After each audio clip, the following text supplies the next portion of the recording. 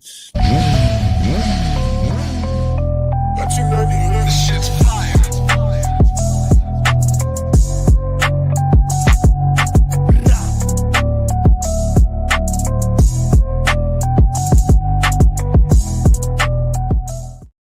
What is up, everybody? Welcome to another live Pendergast podcast on this beautiful Friday evening. It's raining, it's cold, but yeah, wherever you are in the world, I appreciate you guys watching, and it's an absolute honor to sit down with the legend, Bulletproof Vest, and another good buddy of mine, Marty Hart. But before we get into this episode is sponsored by Next Level Financial. Take control of your financial future. Get your complimentary financial analysis today by Seth Starnes. And gentlemen, you know what I tell everybody all the time: don't spend your hard-earned money on an off-the-rack suit. Why? Because it's not going to fit you correctly. When you have a suit that don't fit you correctly, man, it causes all kinds of issues. So my recommendation is bisontrack.com. Christmas just left. The New Year's is coming. Treat yourself. You deserve it. You need it. Believe me. Rodney's in Bison, right? If you go throughout the paddock, there's a lot of people in Bison. Corey's not in Bison yet, but we're going to work on that, and we're going to get him in a Bison suit too as well. But ladies and gentlemen, it's an absolute honor to sit down with Corey in Bulletproof Vest. What is going on, gentlemen? What's up, man? Not much, man. Just chilling, brother, man. Chilling on this beautiful Friday evening, man. What's going on, Rodney? We're having a little issues with Rodney's internet right now. He's actually driving back from Monterey, California. So he's actually at a rest stop right now. So his internet connection might be a little bit in and out, but just work with us. We'll do the best we can. And ladies and gentlemen, don't worry about it. We're going to have a part 2 and part 3 because there's so much to talk about. And I can already see these two right here are double trouble, right? Facts. So before we get into this, Corey, introduce yourself and tell us a little bit about where your journey started on two wheels. Corey Hart. I basically started. I wanted a bike basically in high school, and had a couple 4-wheelers, dirt bikes, things like that. Wanted a street bike, and it took a while, but finally convinced my grandmother of all people to co-sign with me on a street bike. So I rode that for a little while, and a good friend of mine got killed. We were out riding, and he got killed, and his parents blame me a lot because I was the first of all of us to get a bike, and then he shortly followed later, and then a couple others, and we would all go ride together, and he ended up getting killed, and so I was kind of done, and I was like, all right, this just isn't what I want to do anymore, really, and they kind of convinced me to. That's back when there wasn't a whole lot of. I think NASBA was around, and a couple other track day organizations maybe, but for the most part, it was like NASBA, and then just the track days down at Jennings. And they're like, "Hey, just come to Jennings. If you don't like it, we'll help you sell the bike." I was like, "All right, deal." So I went down there, and I was like, "Well, got down there. I didn't have to worry about dogs, cars." Everybody's going in the same direction. Nobody's going the other way. I don't have to worry about gravel everywhere. It's, because where I live, it's country roads and take me home. But it's always been, country roads. So you got to worry about, there's no leash law in Georgia. So you got to worry about dogs, deer, Yard wild dogs. hogs, Yard dogs. everything. Yard dogs. That's right. Yard dog.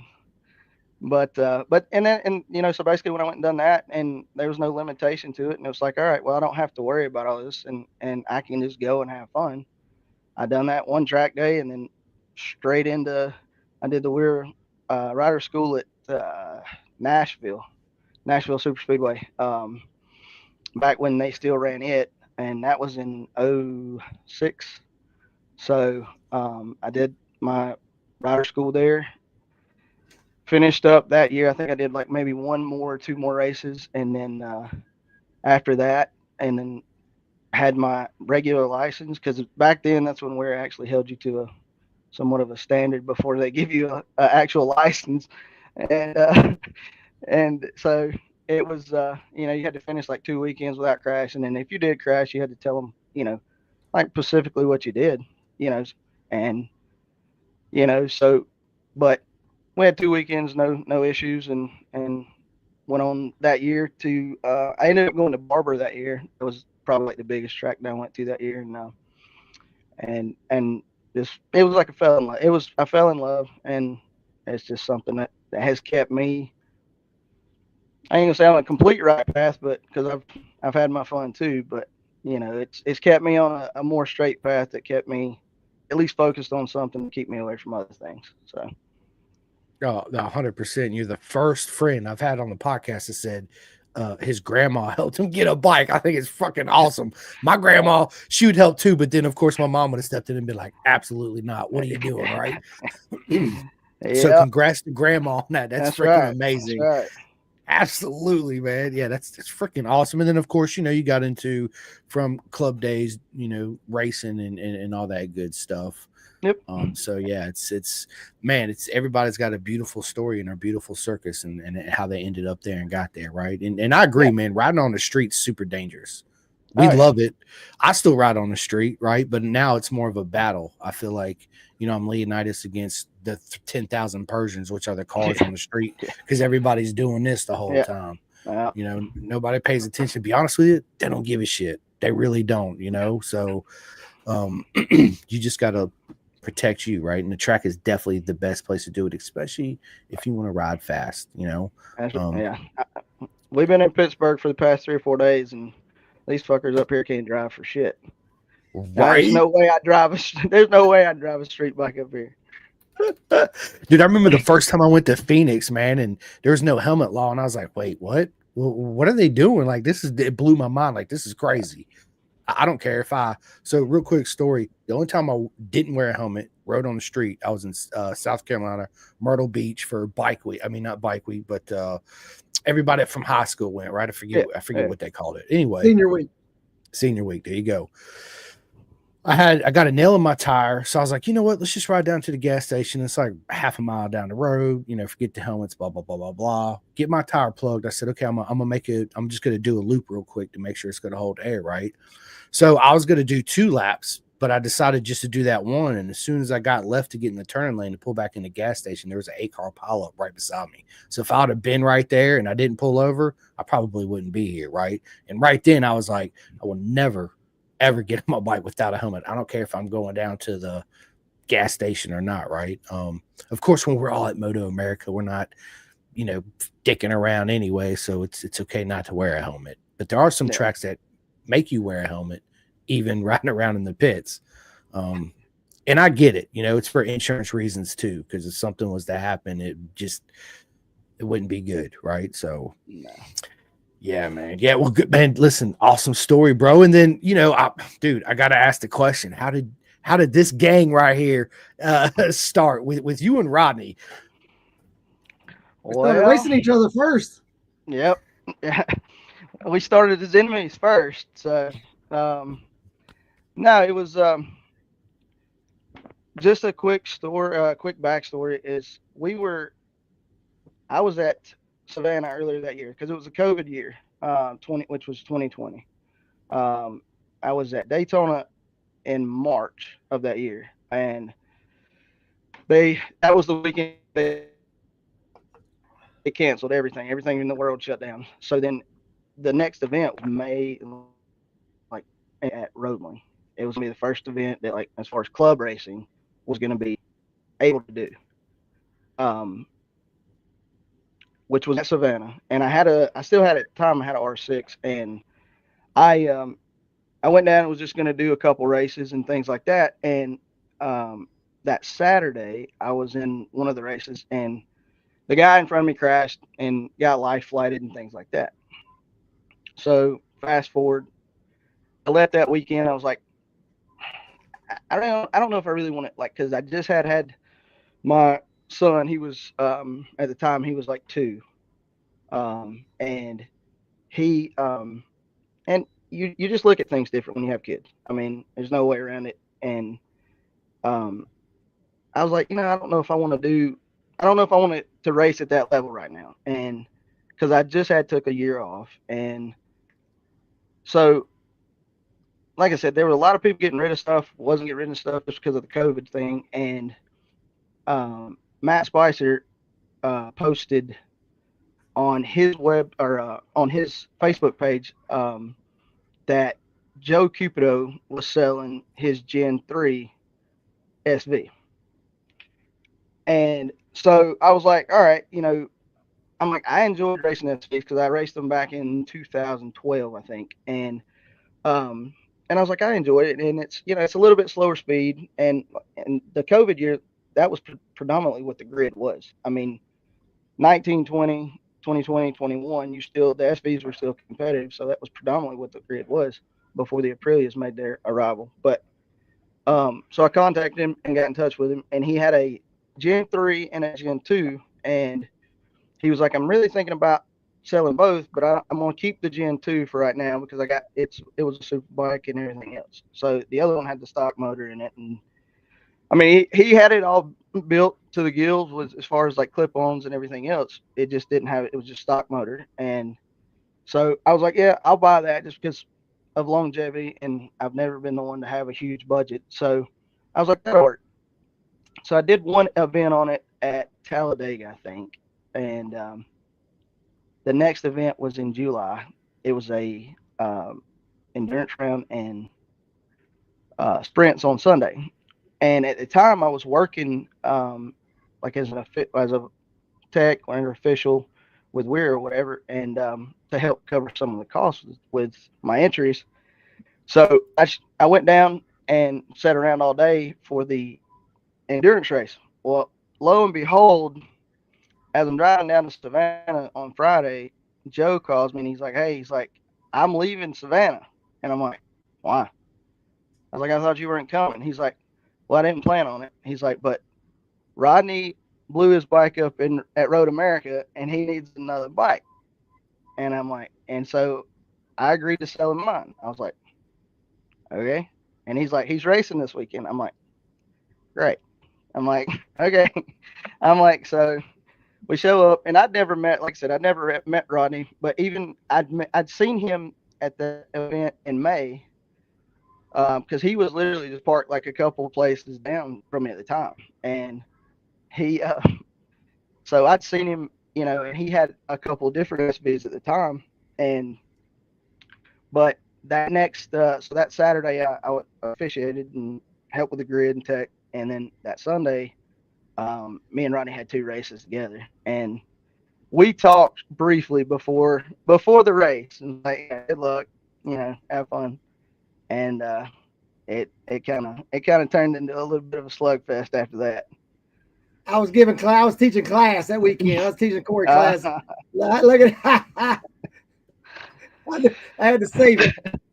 You got me on that one, that's for sure. We had some good battles that weekend. At Cupido, man, Joe would call us. He was like, "Hey, which one of y'all winning? Who's faster?" And I tell you, Corey and I went back and forth down to the wire, and I mean, we was riding, and we had a blast, man. And he was pitted right across from us, and at the end of the weekend, we just talking about how much fun we had and everything like that. And I didn't even know Corey was from by Atlanta, by Road Atlanta. And I was like talking. I was like, "Hey, you going to go to Motor America?" "Nah, man, I ain't going." I said, "Well, if you want to, you can come with me, hang out with me, man. We'll do it together and hang out and have fun." So we did, and Corey came and hung out with us all weekend and stayed there. He lives like 30 minutes from there, but helped out all weekend, and we just built that bond. And from that point forward, anytime we went racing, Corey was coming too. I love it, man. It's again in our beautiful circus, man. You beat your best friends in family is what it is, right? Everybody's family, and I don't think it happens in any other sport like that. It's rare that you hear everybody come together and want to help each other out. And even if you end up beating me because of the part I give you, I don't give a shit. We had fun, right? And that's what it's about. And then the friendships build from there, and it's just it's absolutely a beautiful journey, man. It really is.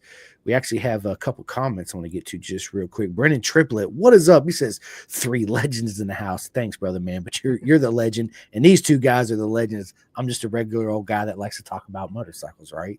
And then Paul Pendergrass says, "What's up, guy?" There's another legend in the house. Paul, what is up? And then, of course, we got Jay Power. What is up, Jay? Says nothing better than a Cupido special, and that is a fact. 100%. Cupido builds a bike now. I'm gonna tell you right now. Yes, he does. And then Sean, what is up, Sean? He says, which one of you currently hold a golden finger? That would be Rodney. I knew it was coming. How long is it going to take for it to come up? How long is it going to take to come up? I still got that on my nightstand. And So, so what dude, we did, we have a Realty One real estate. It's gold finger like this big, right?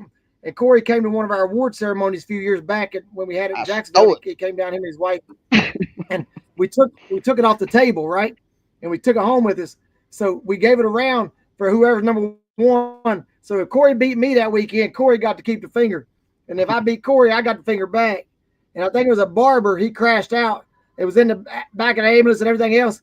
And I walked over to him. I said, "You're all right?" He said, "Yeah, I'm fine." I said, "Where's my finger at?" I didn't care. I took the finger from him in the ambulance. Business is business. He did. But that's the only way you can beat me. His ankle swole up that big. I said, "Where my finger at? I ain't care about your ankle." I love it, dude. And we got another legend, dude. Chris Tulloch, dude. He's absolutely amazing. He says Rodney sits when he pees. You damn right. I sit when I pee. You know why? The women have figured that out. You ever been sitting there at the urinal about to pee, and all of a sudden you get that little turtle head peek out? Ooh, you squeeze your butt cheeks. You sit down to pee, man. You can just let it all go. Women's figured it all out. Ain't nothing wrong with that. One time. I love it, dude. Ain't nothing wrong with it. You're right. Absolutely. Hey, man, I like the KYT sweatshirt, man. That's a nice sweatshirt. KYT, that's it right here. Yeah. Butters and them hooked me up with KYT. Yeah, I tell everybody, at the end of the podcast, I always give them a big shout out. If you're not wearing a KYT, what are you doing, right? But yeah, it's awesome. Since Chris, do you sit when you pee too? They are.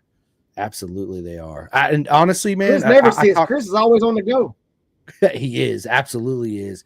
I personally don't have a KYT, but I'm gonna get one. I wear a HJC right now, the Ralpha one, whatever. But yeah, definitely gonna get me a KYT. Big shout out to Brandon Cray too and Butters and all them with KYT because they're amazing people. Oh yeah. So. Well, Rodney has to get a KYT because they're the only one that makes the inflatable version because it has to expand with his big ass head. I got a big old melon in there. I'll tell you that right now. I love it, dude. 2X. I love it. 2X. A 2X. Man, that's a bet. I don't wear a 2X, man. He said, "You guys pee?" Yeah, I do it all the time. I'm going to try that sit when I pee after this. Rodney also has to do it because he drinks chick beer. Oh, is that so? Rodney, you drink chick beer? All day long. That's all I drink. Mick Ultra. Keeps me hydrated. That's his form of water.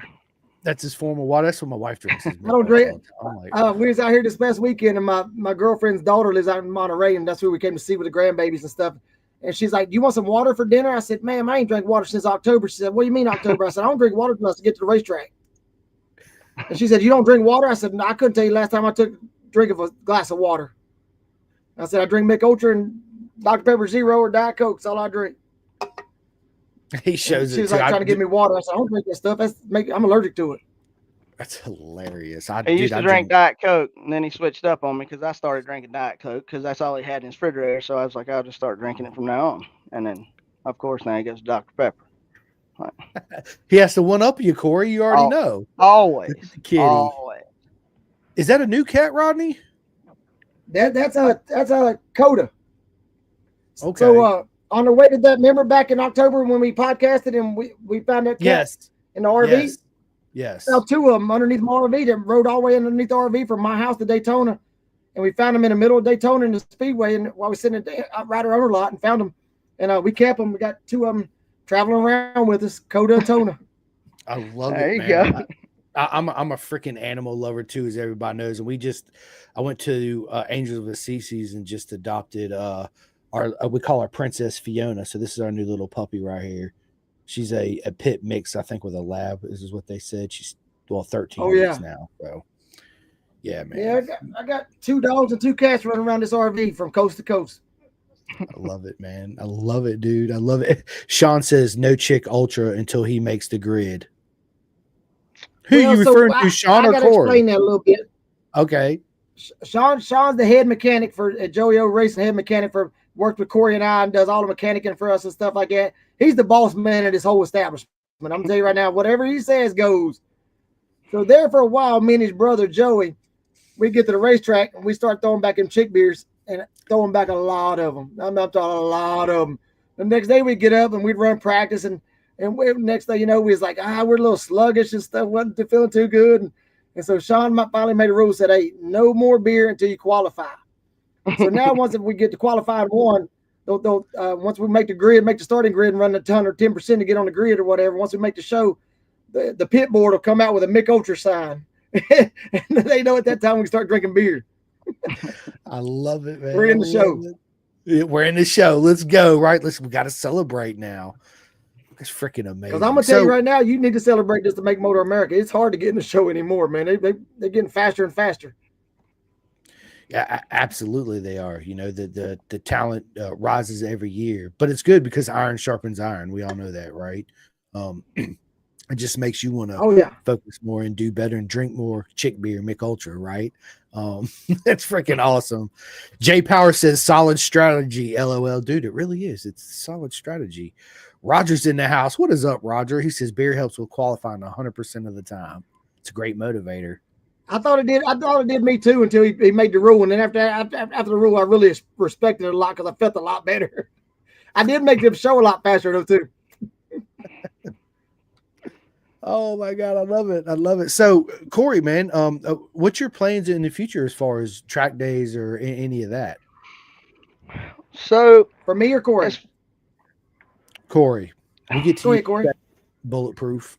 So right now we're obviously before I get into it, anybody that sees this, anybody that watches, definitely like to ask for prayers for our daughter. She is we're waiting on some blood work to come back, and it's, you know, it could be as simple as anemia, and it could be as serious as leukemia. So it's, you know, it's obviously an up and down roller coaster, and then to be at the holidays. So anybody that's praying type for sure. Before we get into that, you know, definitely ask for prayers for her in the next coming months. We got a big appointment coming on January 27th. So it's a big one. So we need all the help we can get. So for sure. No, 110%. So everybody listening to this, and that's going to listen to this, put those prayers out there, put all the good love and all the good vibes. So the results will show that it's none of that stuff, and it's something easy and simple with maybe a couple doses of medicine, and she'll be right back to the jolly old self. And Corey can get back out there on the track and burn that rubber again. You know what I'm saying? Absolutely. But right now, I mean, moving forward, you know, obviously that's going to be the biggest key. What happens with this, you know, right now we're waiting on that. I have my 2012 GSXR that's basically set up for, I mean, you could do the 200. Well, you can't this year, but you could convert it to a 750 if you needed to. But it's fully set up for endurance and like the 200. I'm trying to get rid of it. Possibly fixing it to get rid of my Aprilia. It's not fully built. I bought it as a crash street bike and was in the process of getting everything done and things like that. So it's not completely together, but I'm thinking I'm gonna get rid of it. And me and my wife have basically decided if I'm able to come back, it will be probably in the form of hooligans.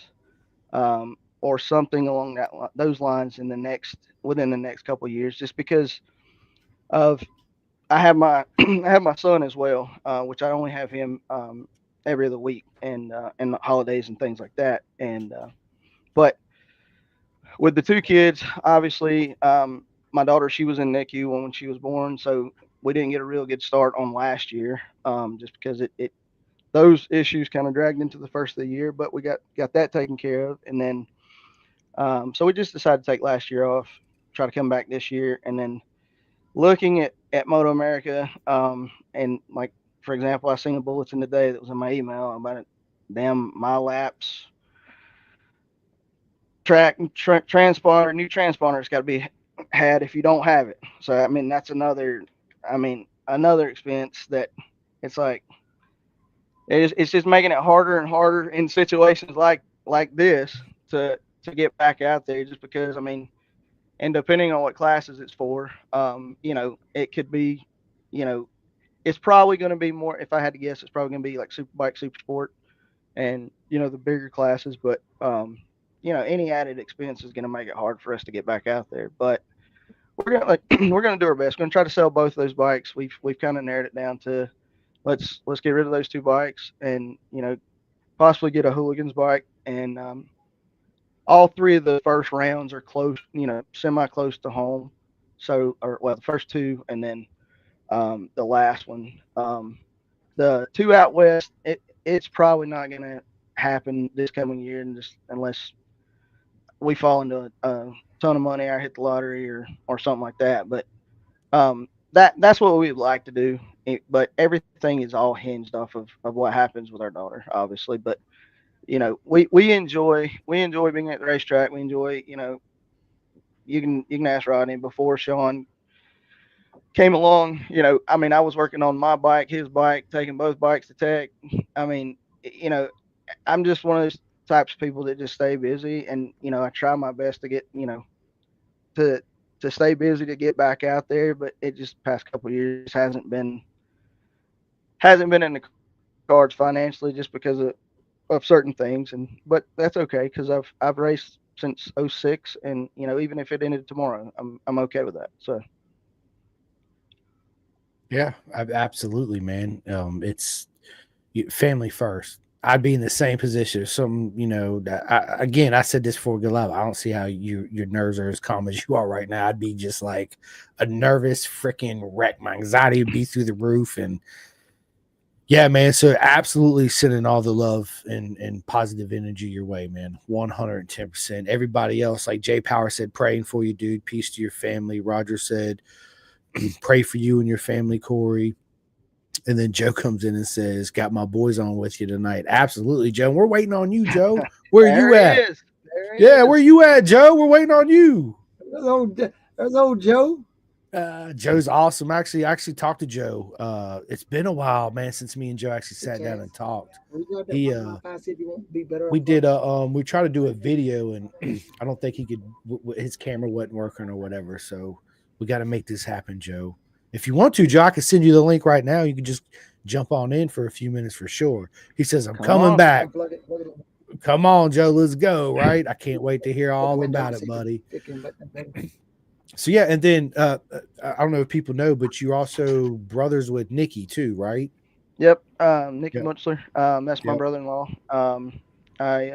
We're actually, like I said, I'm sitting in his room now, actually. So he's a technically inclined computer geek. So I was like, "You gonna have to set all this up?" He's like, "You want a headset?" I'm like, "I don't know. I guess." You want a webcam? I don't know. I guess. I mean, like, I don't know what I'm doing here. Yeah. I was born in the '80s, so I didn't make it. I wasn't born in the '90s, so I didn't start the technology right off the bat. Listen, dude, it's been a struggle for me too, especially figuring all this out, right? It's been many hours and cuss words and deep breaths and walking away and coming back later and trying it again to finally get it all to work. It's yeah, but I make it as easy as I can for everybody. Basically, I just send you the link, you click, boom, you're in, and we make it happen. It's but yeah, I know we're for the holidays. Nice. And you guys are, from my understanding, you guys are doing y'all's Christmas tonight. Yeah, we're. I think we're gonna do it tonight. And open gifts and things like that. We had. So we drove up on Christmas Day, actually. So travel wasn't really bad because there wasn't a whole lot of traffic. So I had my son the first half of his Christmas break, and so we got to do the Santa Claus and all that. And then I took him and dropped him off on Wednesday at 2, and we headed straight up here to celebrate Christmas and New Year's up here. So I love it.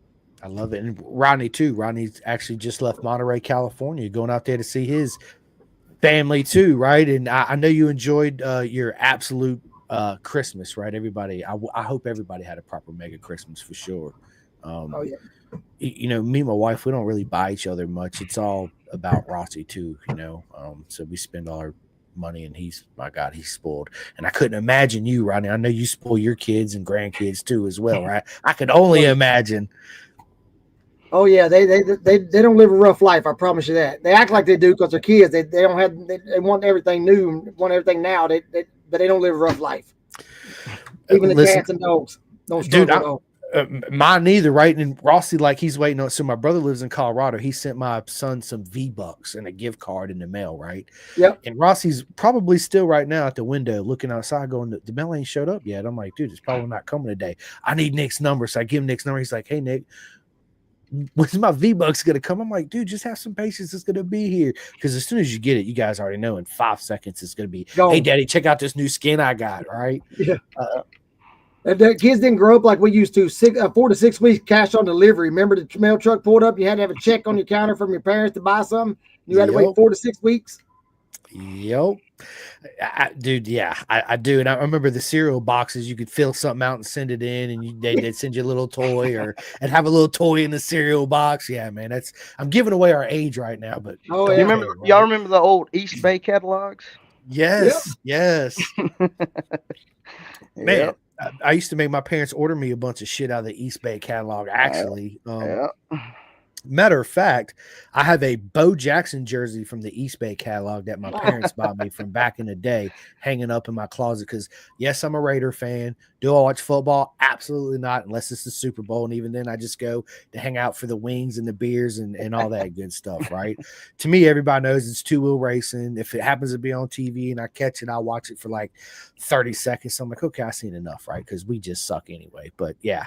I remember East Bay and Crutchfield magazine. You guys remember Crutchfield? Oh, yeah. Yeah. Lockhart Phillips. Lockhart Phillips, you know. The motorcycle world. There you go. It was Lockhart Phillips. They had the little tank protectors from your belt buckle and you could get the leather tank shrouds that'll protect your tank and all that. Yeah, man. Hey, man, I tell you what, we used to run them little square Lockhart Phillips stickers back in weird days, back in the early 2000s. Put them on your bike, and they give you like a $25 gift card to Lockhart Phillips. I thought I was factory at that point. I thought it was a factory rider. I got me some Lockhart Phillips sliders or something. You're like, woo, yeah, dude. It was, but dude, I wonder what happened to Lockhart Phillips. You know, they're obviously not around anymore, but they were good company because I remember they made all those anodized bolts and I mean, you can get anything from Lockhart. I remember them days, man. I remember them days. Good days, right? It's kids don't know how easy they got it these days. We didn't have PlayStations and iPhones and freaking Androids and all that. We went outside and freaking try not to get stung by yellow jackets because we're throwing rocks in the hole or catching snakes or dude, me and my homeboys used to catch spiders. And we put them in a cup and put a cover on them. And then, you know, we had pennies and nickels and dimes. Be like, I bet you 2 pennies, my spider kick your spider's ass. And we'd put them in front of each other and they'd fight and then we'd go get another one. That's what we did, right? And bicycles and dirt bikes and shit like that. We don't sit for, and I don't make my son, I make him do periods of, dude, you've been in here long enough. Get up, let's go outside and do something. Go for a walk. Go ride your new dirt bike. We got you. You know, stuff like that. It's not good to sit in front of the TV for hours and hours at a time. Absolutely not. So, why don't, do you two plan on in the future, Corey, something where you and Rodney actually do endurance race together? Always. I heard you talking a minute ago. I let him finish up his story and everything else, but I will tell you, there's only certain people that you meet at the racetrack over the years, and I will promise you, no matter when or where it's at, there's always going to be a motorcycle and one of them stackers in the back of behind his RV that has Corey's name on it if he wants to come ride. There's always a bike available. There's always an endurance bike available. Whatever he wants to do, we're there. If he wants to come get on a bike, throw your leg across and let's get it, because there's always a bike somewhere with Corey's name on it in my trailer. I promise you. Love it, man. I love it. And don't forget the beer, right? Always. Oh yeah, no, always. He just reminds me to get the lunch box. I got a little lunch box I carry my beer in. He reminds me to carry the lunch box. I get about 12 deep. Corey's like, "You need your lunch box." I'm like, "Yeah, give me the lunch box." I got tired of running back to the RV. He's like, "Hey, go give me a beer. Go give me a beer. Go give me a beer." I don't drink. I'm like, "Go give me a beer. Go give me a beer." I'm like, "Damn!" I'm walking around. I'm like, he said, "Go give me a beer." I'm like, I went to get him a beer. And I was like, I looked. Her lunchbox was laying on the counter. I said, filling it up. What is for now? I'm tired of walking back and forth. I didn't walk them damn Dunlops to the tire cart 100,000 times. I'm like, I'm tired of walking, getting you beer too. Back when Corey and I first started, because I got out of it for like 2 years, 3 years, I got out of it, and I got back in 2019. And we had a trailer. We had a nice setup and stuff. We had a nice tent on our other trailer. I still got the trailer with the tent on it. I ain't try to sell it yet. I got a car guy borrowing it to race cars. But we had a nice setup and everything else. But one thing we didn't have was scooters and daggone carts. So when we had to take our tires, we had to carry them from where we was at to Dunlop. And and when we first started Motor America, they said, the better your setup, the nicer your setup, the closer you get to the front. So we was like, okay. So I went out and got a nice trailer and I got a nice tent and we looked just as good as the factories, but man, we was always dead last getting in. I was like, how's this work? We was always at the back. Mm-hmm. wherever the porter shitters are at, we was right there beside them. Right beside them. It's the best spot to be, that in the shower, right? I want to be where the porta johns and the shower is. Yeah. And I was like, man, so we got to carry that stuff. Now we got scooters and carts and stuff like that. Probably got more scooters than we need, but we carry at least 4 or 5 of them every round. That's it. I mean, dude, Rodney, you got a hell of a setup. I mean, every time I see this setup, I'm like, dude, it's factory team setup, basically. The older you get, and what I said to myself when I did it the second time, I said, we had fun. Corey and I had fun doing it, and it was work. And I mean, putting the tent up and down was work. And well, you had a nice setup, and you felt good, you looked good, you performed good. And, and I try to make it as easy as possible. It costs money. It does. But sometimes things are worth it. And when you get to the racetrack, you don't want to be stressed over anything. And we have a rule: nobody died. We can fix any problem we got. Nobody died. Let's fix it. There's no arguing, yelling, throwing stuff. It's so simple and stupid. I mean, we make it as easy as possible to get in there and have fun, sit back. We enjoy the camaraderie with the fans and the other riders. And when you guys come to the track and see it, we enjoy that just as much as we do racing. So, I mean, that's our getaway. So we like, when we don't see everybody for a long time, we're like, hey, let's go do a track day or something. I'm tired of this. Like, I've been gone too long from the racetrack since October. And on the way out here to California, my girlfriend said, do you think we could take those 6 sets of leathers and those helmets and everything that's sitting on the kitchen table in the RV and take them out, since we're going to California and be gone 3 weeks in RV? And I was like, yeah, we would. But I forgot we were right by Laguna. I was like, what if there's a track day? So she planned it on purpose to make me get all my stuff out here so I couldn't do a track day over the weekend. Women's got their way, right? And that's why they're the queens. That's why I tell everybody, we think we run it. Nah, bro, we don't run anything. They run it all, right? They say jump, I say, ha, you want me to jump, baby? And for how long you want me to stay in the air? Yeah, we enjoy doing it. Like I said, it's fun, and we can't wait to the season. And like I said, I turned 49 in November, and I'll say this before I finish the story is, I was like, okay, this will be one of my last main efforts going forward with like the whole season and fitting it all in with focusing on Motor America, this priority and this class priority and stuff like that. Am I getting out of racing? No. There will always be a motorcycle or two on the top of that stacker with my name on it. But like I said, will I slim down and sit there and say, okay, maybe we won't make it out west next year for Motor America and do some endurance racing back with Weir and CCS. We enjoy that as well and stuff like that. So we really kind of can't do all of it because we're gone all the time. Otherwise, you're from track to track to track, and we still have to make a living. It seems like we're going more than we should be, but we still got to make a living. So, we still got to work. So this year we're going to put a good effort in, and we're going to run a Twins Cup, and we're going to run a hooligan bike. Again, we got KTM 890s on our hooligan bike. We got fully built, by Sean and Joey O and them. They got really nice setups on them and ready to go, and we're going to enjoy that class. And we got a Twins bike coming back in to play again, and got another R7. And just for the record out there for anybody listening, we do have a KTM 890 and a R7 available for rent every weekend at the track. For, if you want to fly and ride, you've got plenty of options with mechanics, everything else. The price changes, but, just call me, contact me, and we'll let you know from there. And like the bike set up, fully ready to go. That's awesome. That's great. So no new R9? You're not getting a new R9? No, I ain't getting no R9. And then you got to run super sport with them factory MotoGP riders with them skinny jeans. You ever notice everybody in the racetrack, everybody in the paddock that wears skinny jeans is so fast. They got loafers on and skinny jeans, and they beat you by 40 seconds a lap. Oh my god! Me That's and Rodney, hilarious you said that. me and Rodney I stuck tried to. in between 1998 and 2010 with cargo shorts and flip flops. Exactly. We ain't got. I tried a pair of skinny jeans on one time. I couldn't even breathe.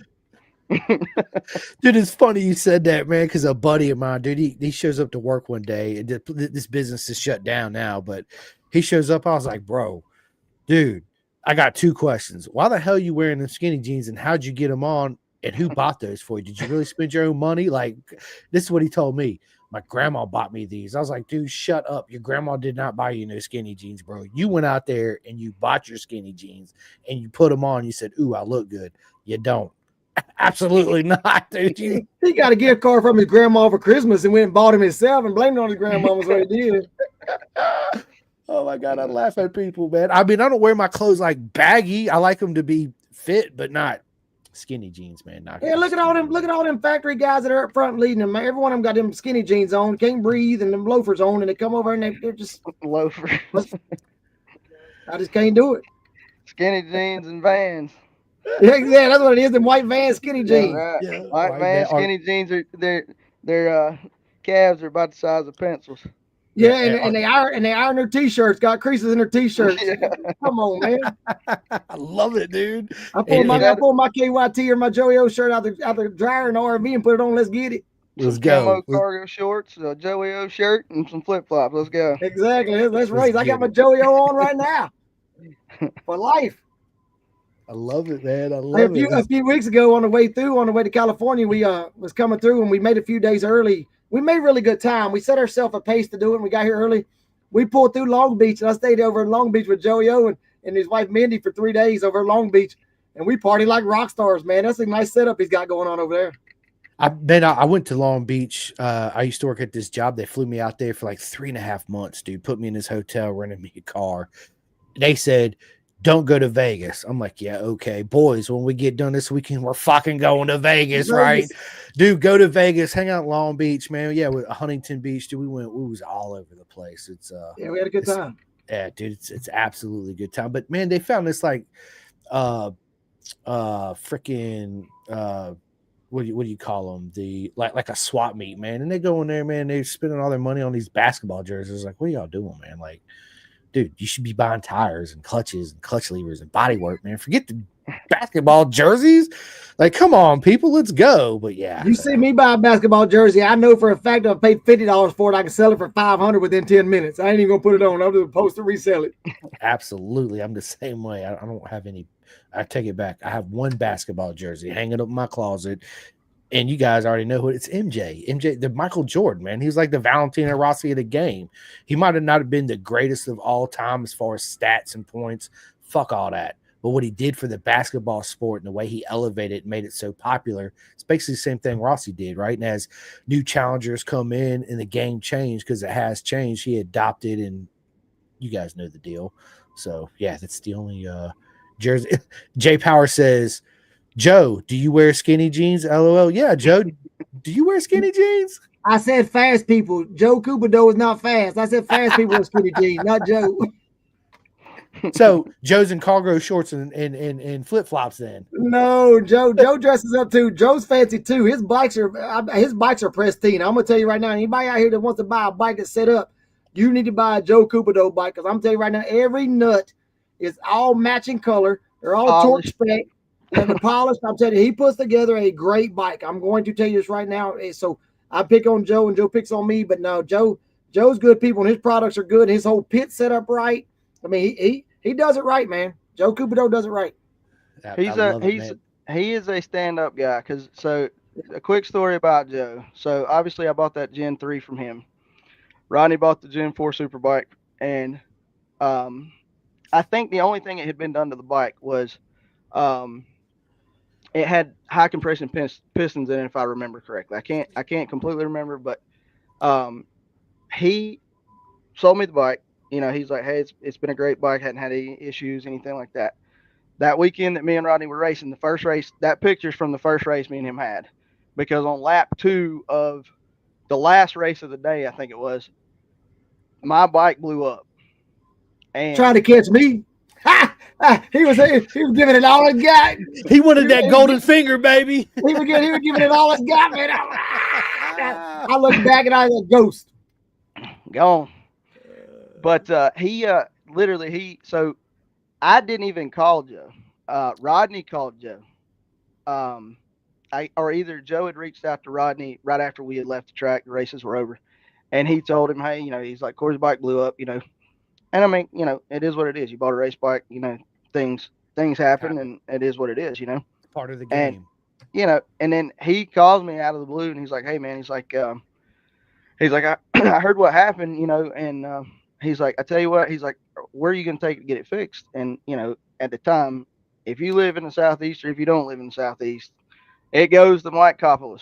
That's where it goes. So, and so I called him and he's like, yeah, bring it to me. I'll do it, and he had a couple parts sitting around. And then so Joe was like, I'm going to pay for the parts. Whatever the parts are to fix it, I'll pay for the parts. You pay for the labor.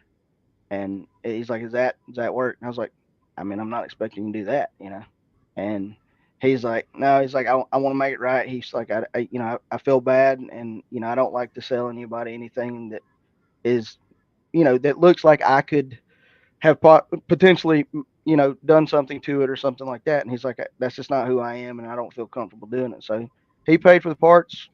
Mike rebuilt it, and and we raced it the rest of the year. So, and actually, I raced it that year, the next year, and sold it, and it's, as far as I know, still going. But that's the same year we went out to the Ridge and was coming through turn 3. That's the following year, 21. The following year, 21. Yeah, but we was at the Ridge, Corey. We did the whole circuit, and I pulled him out here, and Corey flew in, and I drove the RV and trailer out here with him and Cosmo and all them. And I was coming out turn 2 over, and I looked through her about 100 yards off in the distance.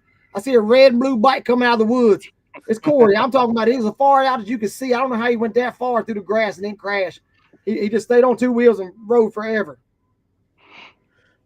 I worked for the forestry department that weekend. I mean, y'all didn't know.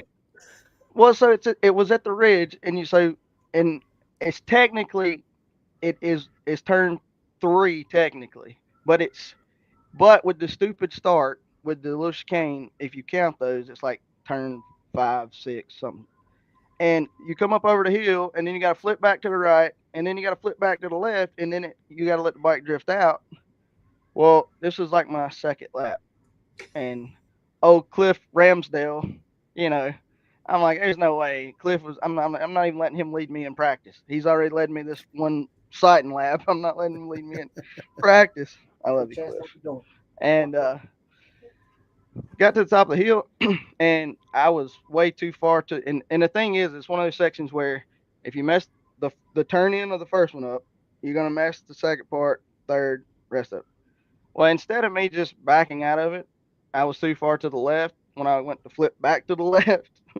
So the front got light because it's also going down a hill. And what it did is just like, and I'm like, whoa. And I'm just like, I stood it up. And I mean, I'm like, it looked flat, but there's nothing about that place that was flat either. Because it's just, and I get out there and like, literally, I'm like in a damn pine forest. It's like, they were literally, you can tell they're used for lumber. They're all in lines. They're all in. I mean, and it's like, I'm like, I turned around. I'm like, shit. I was like, I'll make it back some hour. But so, I've never been to the Ridge. I know it's an awesome looking track when I watch it on TV for sure. It looks like one of the most technical tracks on Moto America calendar just by watching it. All the turns and the angulations, and really fun track too as well. Jay was making me laugh, man. He says his bike wears skinny jeans. Oh man, that's fucking hilarious. Dude, we've got another legend, Chris Parrish. He says Brian Mullins and the tuna herd is coming for you on the Hooligans grid. I'm building parts as we type. Big old airbox, slick tail and fenders, SV1K style Vroom.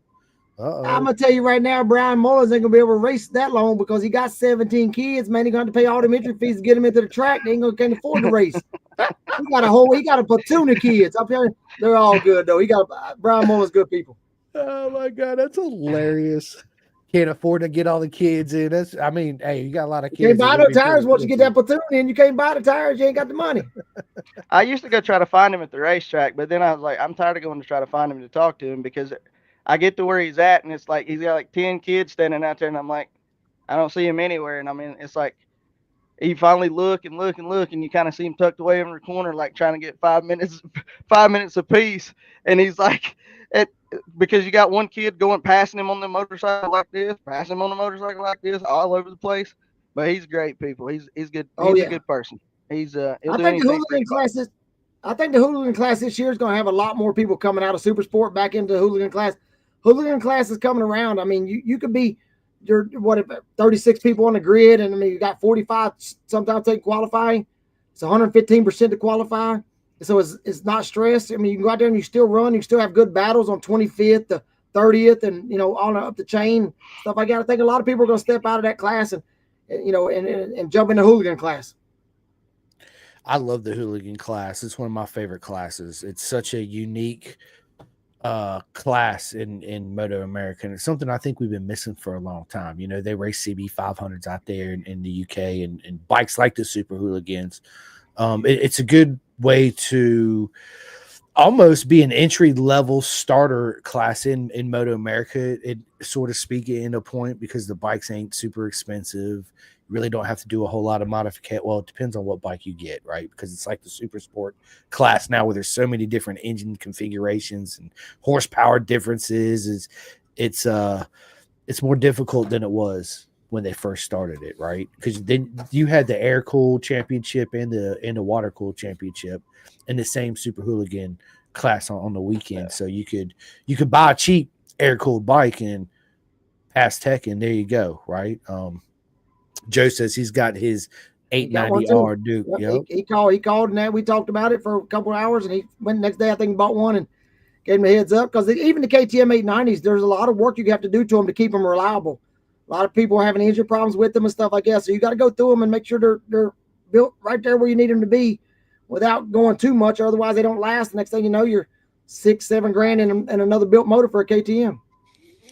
Yeah, man. Yeah, and KTM's actually the supplier for the new Talent Cup. They're racing the KTM 350 enduro motor in that bike. So yeah, man. He said Joe says he's going next week to pick it up. That's awesome. I can't wait. And then Rodney, when I seen you at VIR, you was actually on the 790. If I remember right. I borrowed a Buell to get into to run one of them Harley Buells, and man, I was testing it out. Been sitting in the garage for 7-8 years, and man, that thing threw me over my neck. Front brake locked up and crashed it. And a guy walking through the pits come up to me and said, "Hey, Rodney, you okay?" I was behind you. I said, "Yeah." I said, "I'm just trying to test this for the hooligan." And he's like, "Well, I got a 790 if you want to ride it." I said, "Well, let me look at it." So came over, and a guy named Joe come over, and Sean come over and looked at it. I said, "You think I can ride this?" I said, "Yeah." So we tested the 790 and had a good time on it. So the 2 rounds I did this year was on the KTM 790, which was Coda and Mid-Ohio. We did those, and we did it. I mean, we had fun. The bike, I gelled with the bike real good, and that's why I really like the platform of the KTM. And I really think with the 890 now, with a lot more horsepower than the 790, I could do a lot better than I was doing on the 790. But I will tell you, I was reeling on the 790, had a blast. It was an awesome looking bike. I love the colors on that bike too. It was like a blue and I can't remember, but it stood out. That's what I like those. That's why my logo's old school Kawasaki 90s freaking colors, the pinks, the purples, the greens. Man, I miss that. Now it's like everything you watch. I mean, everything you see on bikes is just one color and one color. It's like there's no style. Nobody thinks anything into it, right? Brian Mullen says, "I was mentioned, but I have no idea what's going on." You never do, Brian. It's okay. We forgive you. He'll know next week. Yeah. Brian, listen, after this podcast ends here in a few minutes, you can go back to my YouTube channel and watch it all over again, or it will be out on Spotify and all that good shit tomorrow too as well. So yeah, but man, no, Chris, you hit it on the head a while ago about the hooligans class, and that's unfortunately, I feel like with the twins now, it has changed. The game has changed with that class so much, and to be honest with you, I have no idea why. Because there there's no payout in it. There. I mean, if you bought a brand new Aprilia or whatever, built it, you're gonna have 30 grand in the bike easily. That's if that's not including putting like crazy R1 shocks on it and crazy shit like that. But you're gonna have 30 grand to run at the front. But so, but for what? I mean, the to win is $700. So even if you win every event, I mean, you're not even gonna make the bike with the amount of money you put into the bike out of. So it's like where at least hooligans, it's almost like we're back to, and I understand pro racing's not, it's not for entry level people and trying just getting into it and things like that. But unfortunately, we're not MotoGP, we're not World Superbike, and in this country, motorcycle racing is probably next to cricket or badminton or something. It's probably one of the least watched sports in the United States, and least attended sport in the United States as well. And it used to not be that way, but now it's just, and I think it had so many different things with different generations, kids that don't want to put in the work to do anything anymore, and just different things like that too. But the entry level of Moto America, there is no entry level anymore. If you look at, I mean, obviously take Superbike completely out of it. To race Super Sport, just the bike alone, 30K. Twins Cup, 30K. Stock 1000. Yeah, you can have a bike less than 30K, but I mean, but the average by the time you, because a new 1000 is what, 15, 16, 20 grand now. So by the time you buy rear sets, bodywork, all these kits and shit they want you to put on these things to run Moto America, I mean, you got your 30 grand in. I mean, there's no class, the days of having an $8,500 SV or a 10 grand SV and being able to finish in the top 10 in twins and make it worth wanting to go out there for some people, because at that point, yeah, I mean, you only got $8,500 in the bike. You don't have to win every race. You don't have to have, you're doing it. Obviously, if you're buying an $8,500 SV, you're doing it for, the enjoyment and the love of the sport, not to make money. And, there's just no entry level with it anymore. And like I said, looking at it today, looking at the bulletins that come out, and it's like, now here's something else they want to buy, which I understand. They're trying to get on a level playing field with World Superbike and MotoGP and be able to relay messages without having to do it just by a pit board and things like that. But you know, unfortunately, Americans just aren't.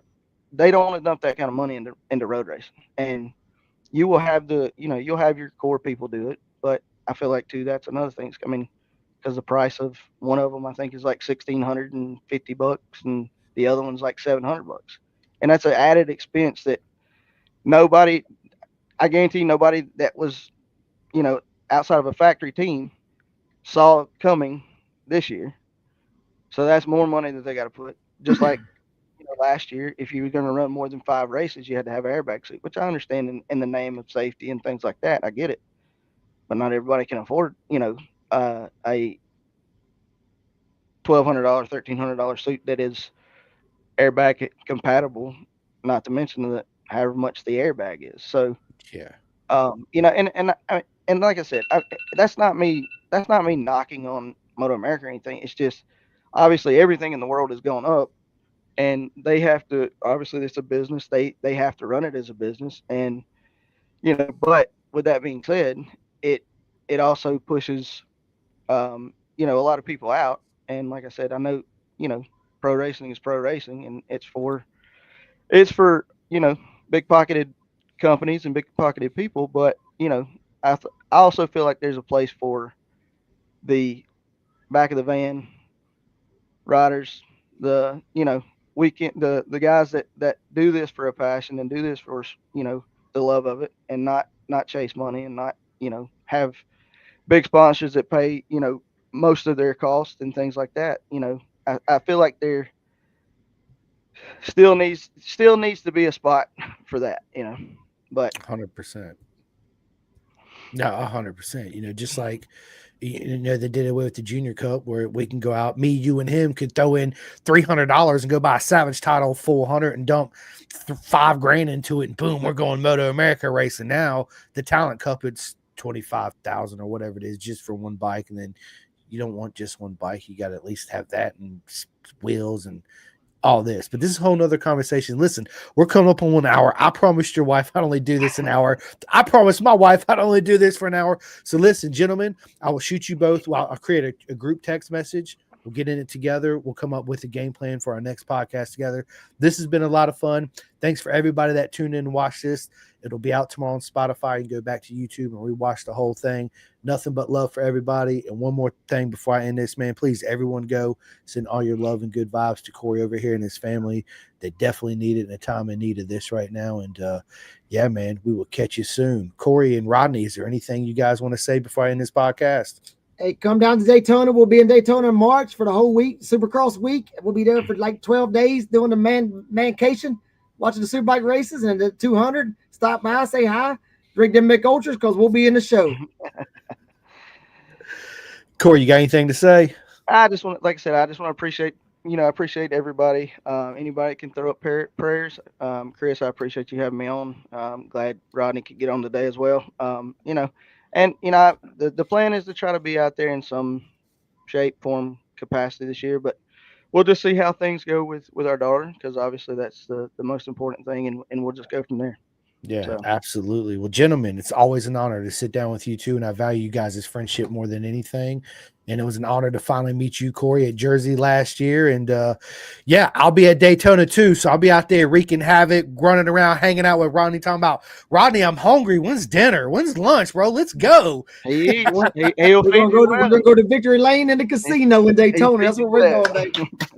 Let's go. But ladies and gentlemen, it's been an absolute honor today. Sit down with Bulletproof Vest and my man, Corey Hart. Stay tuned. We will see you guys soon. See you guys. Thanks, guys. You're welcome. Let me end this.